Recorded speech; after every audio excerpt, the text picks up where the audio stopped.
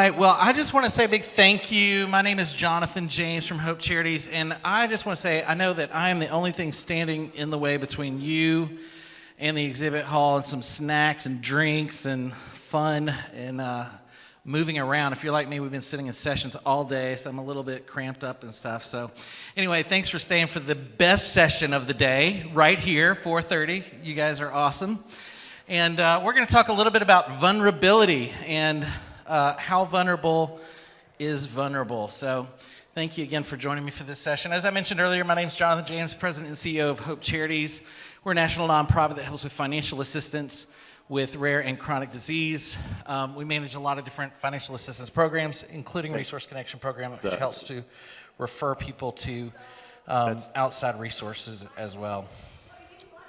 Talk a little bit about me, but this is actually my family here, so I just thought I'd bring them along with me to show you. These are my kiddos and my lovely wife. About to celebrate 23 years of marriage this year, so that's exciting.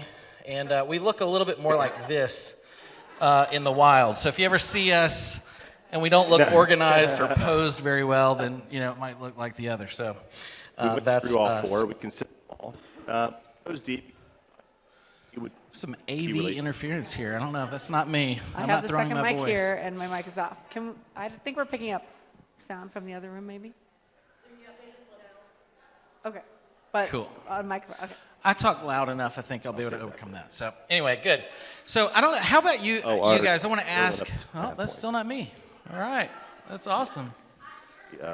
It's like a ventriloquism thing. Like I do an act. It's on the Strip in Vegas later. You can catch it, but it's not supposed to be now. So I don't know if y'all can mute that or not. But anyway, so how many of you guys, just to kind of show of hands, have experienced going to the grocery store in the past year or two, and you used to walk out with like a buggy full of groceries, and now you walk out with like maybe a handful of groceries for the same amount of money. I mean, are y'all feeling the pressure? It's like everywhere. I feel like I saw a post, one of those memes on social media that said something like, I'm real proud of myself because used to I'd have to have a whole grocery cart to hold all these things. Now I can do it with just one hand, like they were working out or something. But inflation, right? It's killing us. It's eroding away our buying power. And a little bit about me, I was in the financial planning world for about 12 years. I was a financial advisor,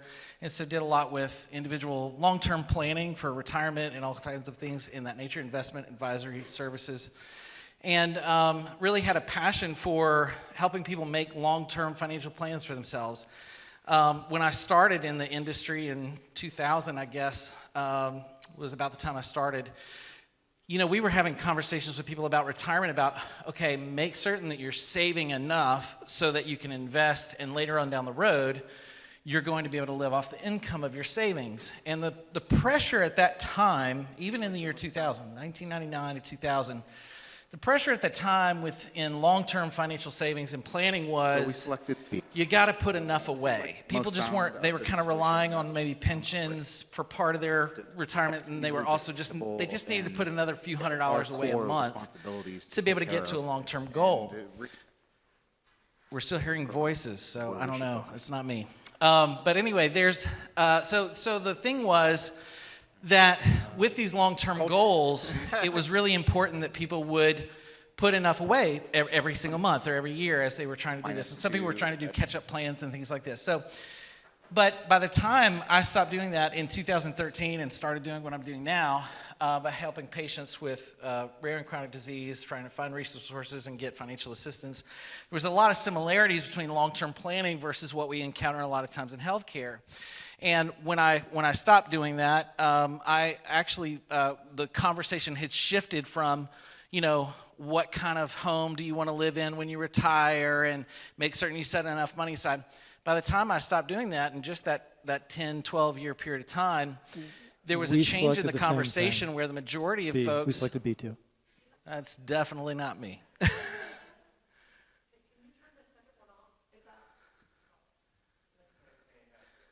It's just a radio. It's okay. It's a radio interference or something like that. Okay, great. So there was a shift in the conversation where it went from make sure you put enough away so that you have enough to live off of, and decide what kind of like downsize your home. Maybe you're going to sell your house and then you're going to buy a smaller home and you and your wife can take care of it in Florida. And so, because that's what everybody did. But in that 12-year time, by the time 2012, 2013, we have a few recessions. By then, in just that short amount of time, the narrative went from try to save enough, try to downsize your home, to what kind of job are you going to be doing when you retire? And now the pressure has gone up even infinitely more to where the conversation is going, hey, why don't you start a second job now while you're still in your career that hopefully that takes off and becomes a thriving business by the time you need to retire, because you're not going to be able to do what you're doing for the rest of your life. So we feel these pressures of inflation. We feel these pressures of, the need for help long term for all of us. Every one of us feel that. But we don't always think about it. We don't always identify it. I do think a lot of the safety net programs that exist today were largely started 20, 30 years ago. Some much, much longer than that ago, were started for, the purposes really of providing a safety net for people who were low income. They were vulnerable in the sense of they were on the bubble. Maybe low middle class would have kind of been the peak.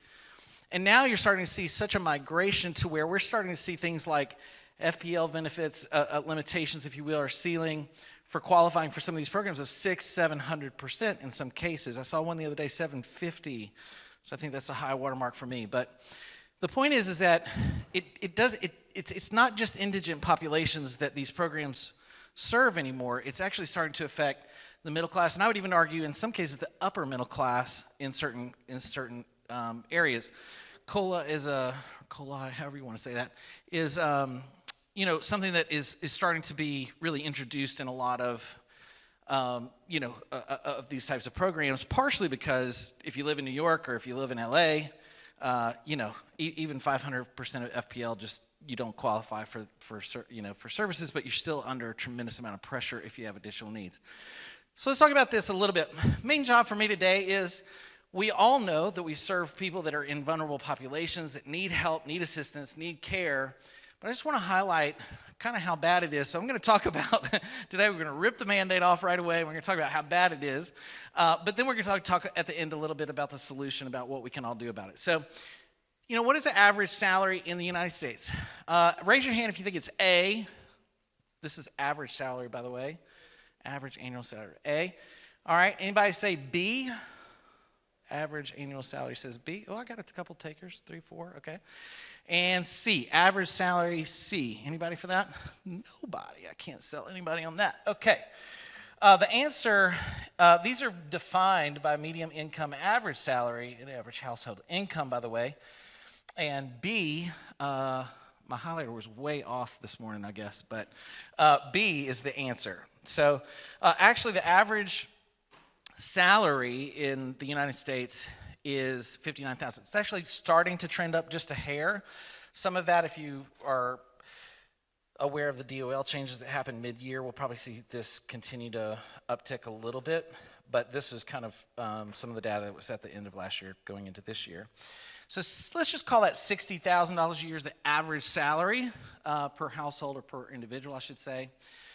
But there's been some news articles about this. So the average American household expenses are $6,000 a month, roughly, or $72,000 a year.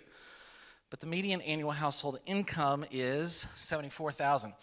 Median household income would just be the median, meaning like what is the middle point between the high and the low. So that's a little bit different than the average, which would be per capita. But you get the idea here is that the average household income, now this would include if you have a dual income family, but the actual household income is still roughly around $2,000 shy of what's needed to cover bills, or $2,000 surplus, I should say.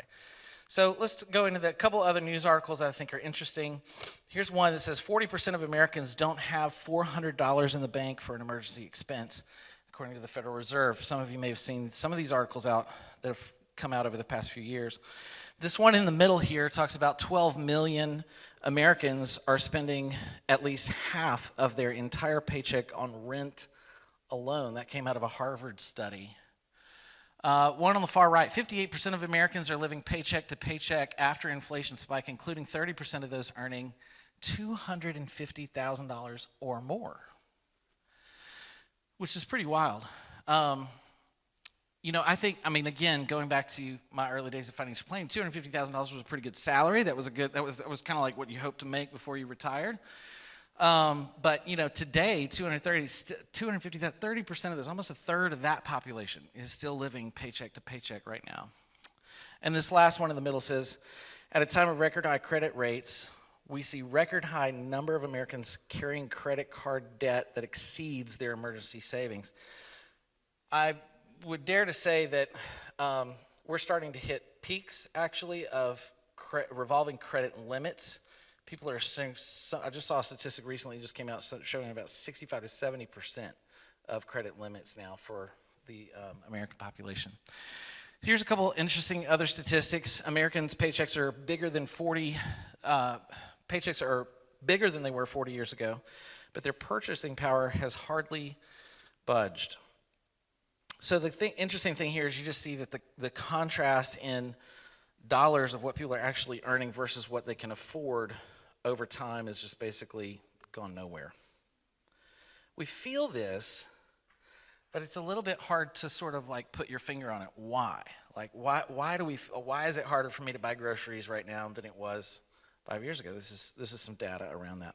Percentage change in the median household income versus the median rent price. I'm going to look at housing a little bit, but this kind of starts the conversation a little bit here. So you can see that red mark there says median rent prices going up, and then median household income.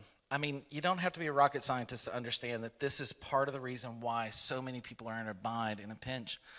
We have a lot of retirees. There's a lot of talk, obviously, this week around Medicare, and we have a lot of retirees now that are living in condos where just the homeowner association expenses alone have quadrupled. Homeowners insurance, I mean, again, these are things that we all are experiencing this, but it's kind of this, it's drastic. Most people's homeowners insurance has almost doubled this year. So we feel it, but we don't always understand why are the things, the solutions of yesterday not continuing to work. So here's a couple other bullet points just to think about. According to Consumer Affairs, the median home cost in 1970, $24,800. Be nice. Adjusted for inflation of 22, it should be today, adjusted for inflation, $185,000. But that's not what it costs today for the average home cost. The average home costs $370,000. So again, we feel this pressure, but home prices have gone astronomically through the roof, far faster than actually the inflation rate itself. Second bullet point down, the median monthly rent in 1970 was $100. Who would like that today? Boy, that'd be great. Or $800 adjusted for inflation in 2022.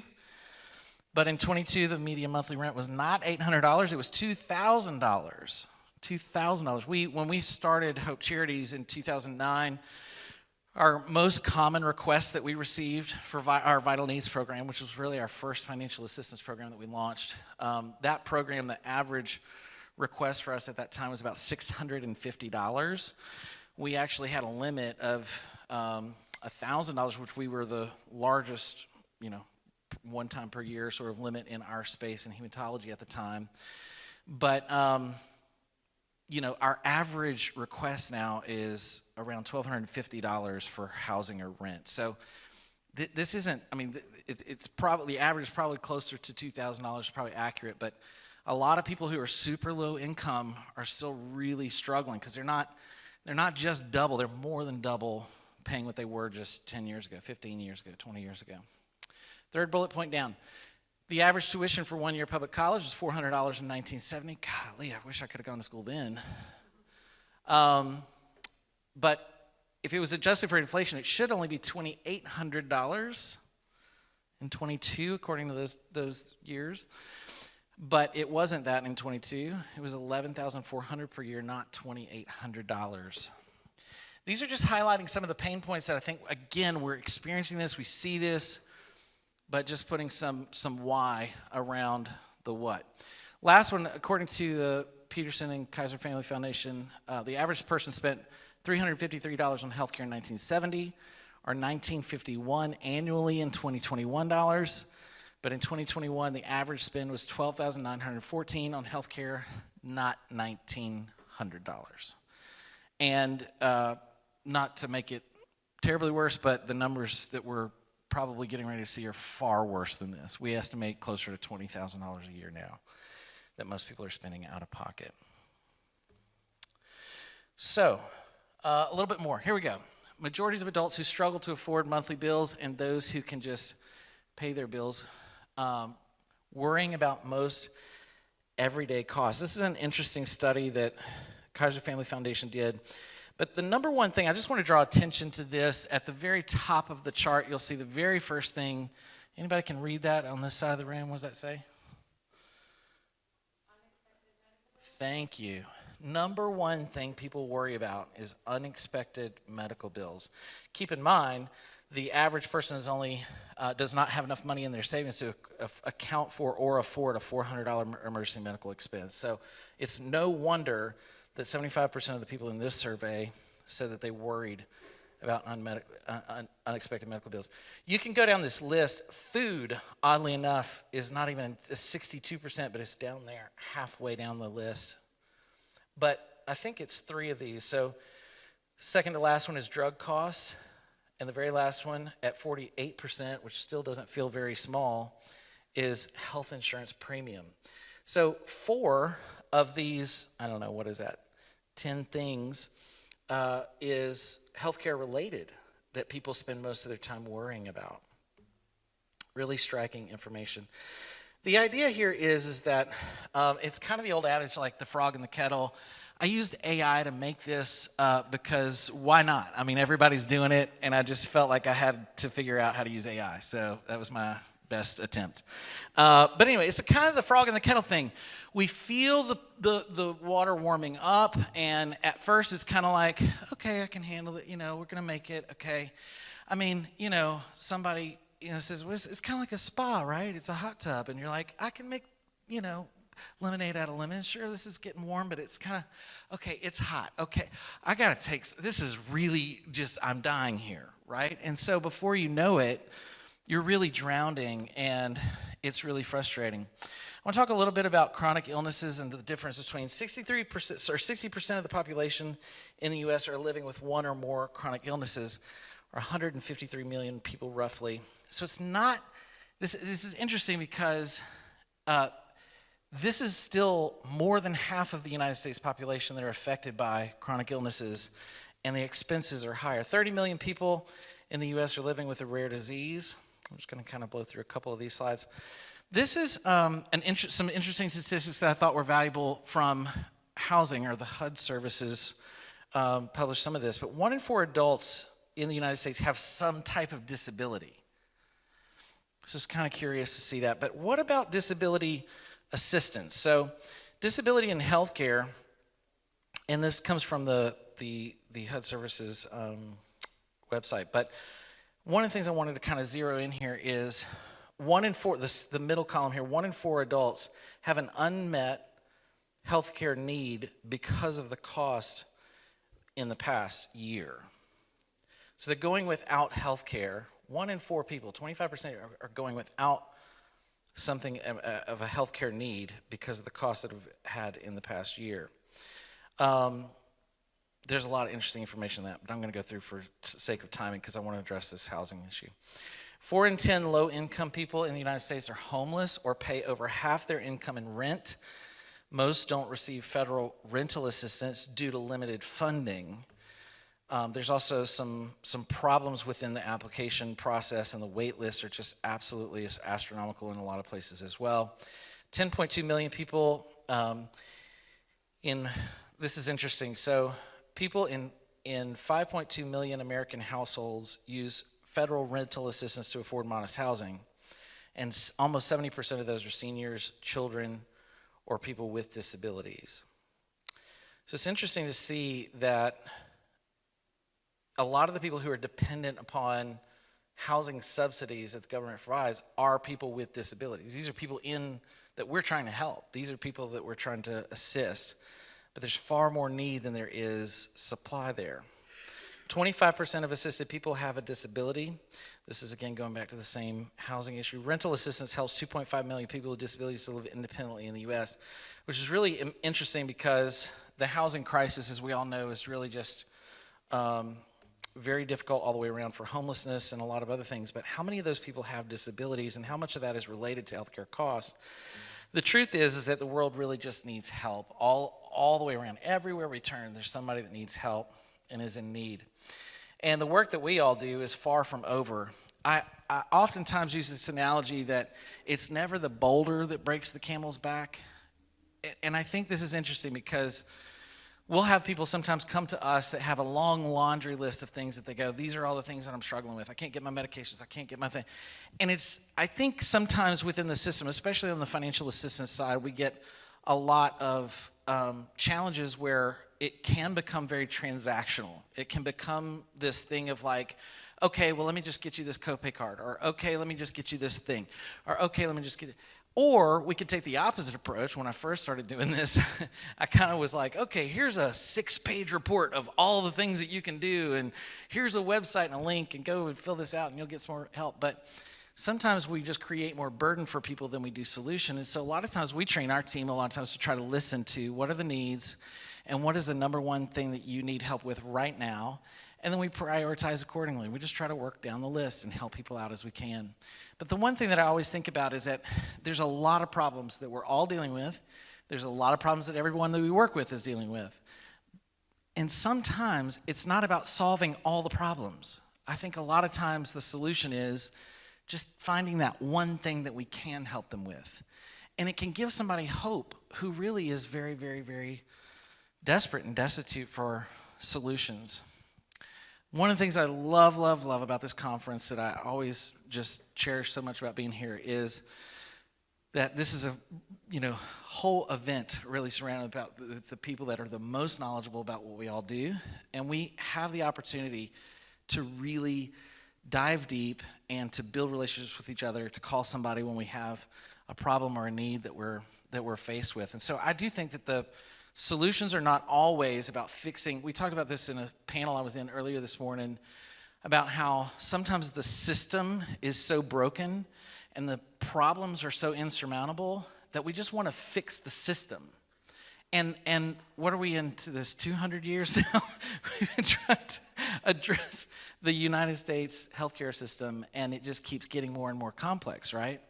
You fix one problem, and it's kind of like a boat that has a bunch of holes in it, and you fix one leak, and then it sprouts a leak somewhere else. And we just have to be at the place where we bind together, we collaborate, and I would say that it's not always what you know, it is who you know. And so moments like this, I just want to remind us all it's important that we really link arms and we do the work together that is so meaningful. And when we have issues, I would say the human power that we all have is far more valuable than actually just our individual knowledge base. The human power of relationships and connectedness that we have with each other is really a big deal. You remember, what was it, Who Wants to Be a Millionaire? It was that phone a friend thing, That still is like the best deal, It's like phone a friend, call one of y'all. And so I love this quote. Meaning comes from belonging to and serving something beyond yourself, and from developing beyond yourself, and from developing the best within you. I just think that there's something interesting about people that have, what I love about this space, we all have a really big goal that's pretty much impossible to achieve on our own.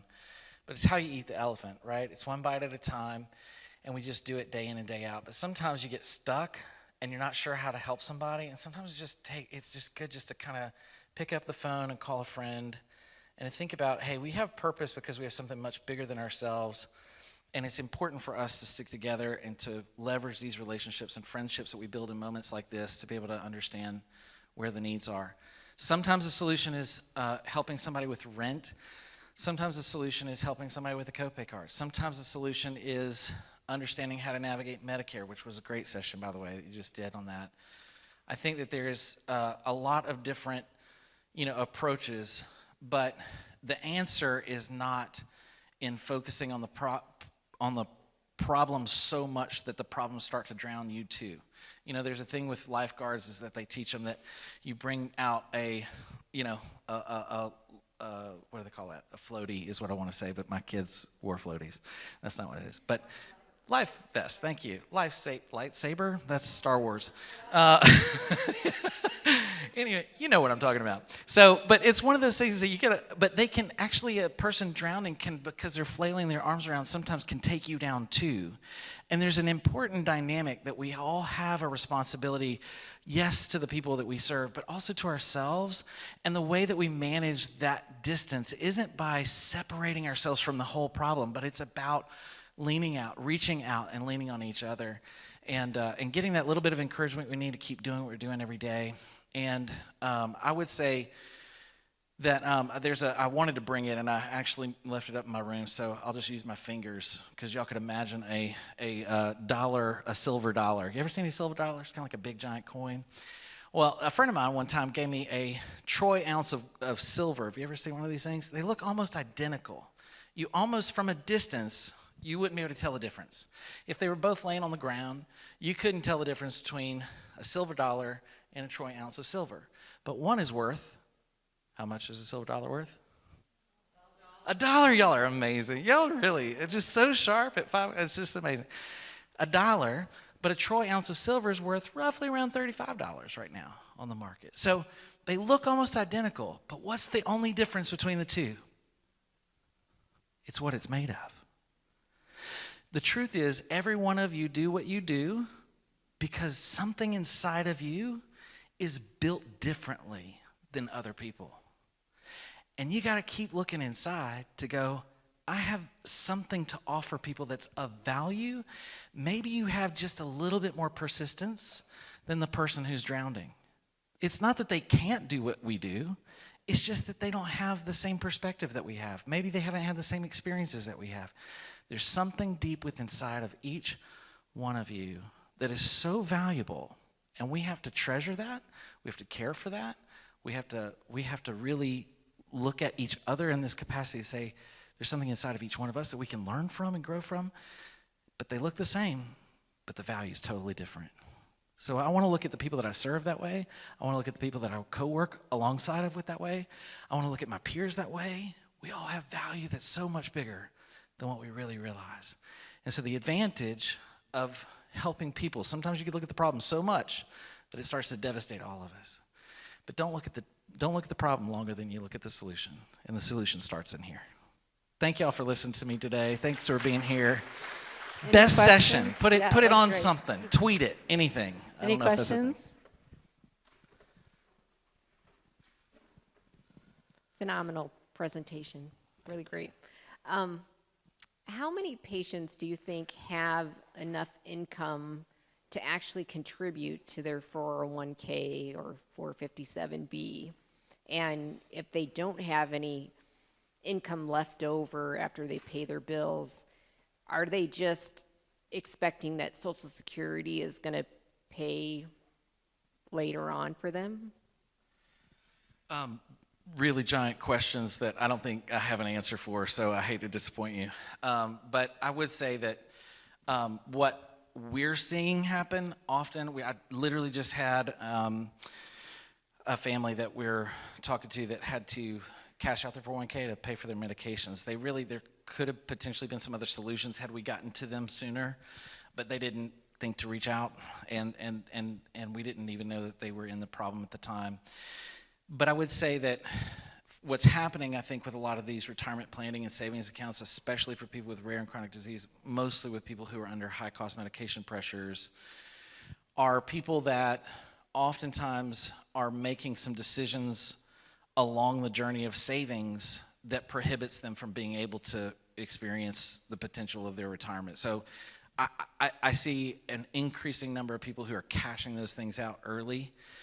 And to me, I don't think it's necessarily a lack of strategy for the future as much as it is a survival in the moment kind of thing. So I would say people with rare and chronic illness are oftentimes not even considering what's going to happen at retirement age, and Social Security is really kind of the only survival technique. So It's not a good answer, but that's what we think we're seeing, yeah. Good question. Yeah. Awesome presentation, like the best one ever. Oh, thank you. Are you anticipating this issue getting worse with Gen Z or better? So I like to think of it in terms of it being kind of agnostic of generational gaps in the work that we do in healthcare. The main reason I say that is because we're all looking for trends, right? And we're all trying to sort of search for why. But I would say in our search for why, probably the only quote that Mike Tyson is known for, although it's my favorite, but I think it's only one, is everybody has a plan until you get punched in the face, right? So I would just say that I don't think that there is really that drastic of a difference generationally when it pertains to people having to cash out their retirement for these types of purposes. I don't see the correlation. However, it's possible. I mean, as a group, as far as my friends on the hill, I keep saying the hill because I'm there so much now, but in New York on the stock exchanges and stuff, most of my retirement planning friends will still say that there is a gap there. I think generation to generation there is some lack of preparation in that sense. Some of that could be potentially correlated. I know some people that have tried to draw a solution between like the 4-day work week and there's just not productive and they take more vacations than we ever did. But I do think that there is some behavioral change, but I don't think it's necessarily quite extreme in healthcare, if that makes sense. That's very interesting. You said that 4-day work week, they take a lot of vacations. I think they take care of themselves better than we do in a way, and I'm hoping that helps. But also I know that they're not as literate about health or finance as our generations were or are, and that may cause issues. And the reason I bring it up is you also mentioned, rare and chronic illness, and I live with chronic pain. I have friends who do, and I advocate for it. And I know that a friend of mine who I was helping out had an issue paying $50 copay in a month, and she had to forgo her medication because of that. And she takes 8 medications, so that's $50 into whatever. She did not buy any of them. And that's the situation right now. So when they're in that state where their disease has progressed to such a level, and it's not anything, it's migraine, and migraine is a huge burden. If we do get the help for it, we are able to go back to work and earn and make a living and save, etc. But if you're not getting help for that, then that stops us from everything, including planning for the future. So it just seems very unfortunate that they're in this situation. Yeah, and I think this is a huge policy concern for the future, long term, that I really believe that, that we need to be putting pressure in policymakers about this issue specifically, because what that does is put a disproportionate amount of pressure on the existing entitlement programs that we currently have. So I think you bring up a great point that it's so important for us to talk about financial literacy early on in the process. To me, I don't think that the best time to learn things is in wartime. I think the best time to learn things is in peacetime. And unfortunately, many of the people that we're serving obviously are in wartime, just like your friend that's $50 a month for each one of those things.